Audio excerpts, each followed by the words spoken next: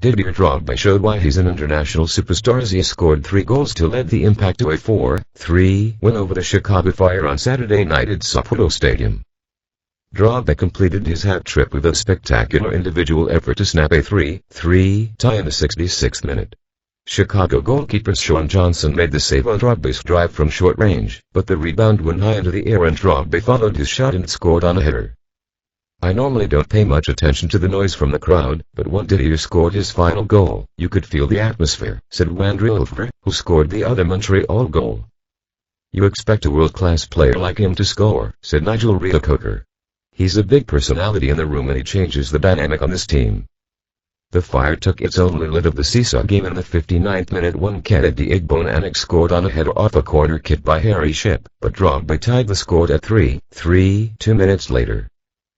Drogba provided Montreal with a victory in his first game as the team's interim coach and also lifted the Impact into the 6th and final playoff spot of the MLS Eastern Conference.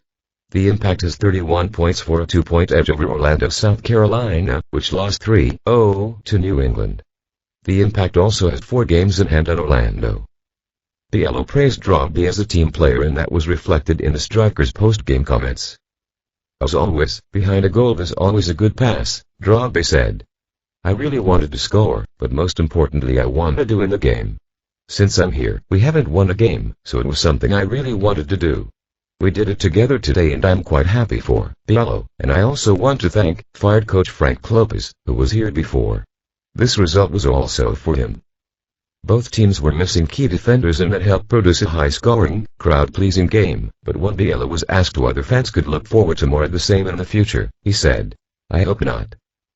Defensively, it wasn't an ideal, but we gutted it out and it was good to get the win after a tough stretch," said Justin Mack. "We got 4 goals, we might have had a few more, but we needed every one of those." The Montreal victory overshadowed a strong performance by Johnson in the second half.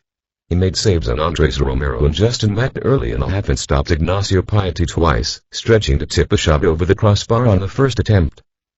The Impact took the lead twice in the first half, but the Fire came back on each occasion for a 2-2 tie after 45 minutes.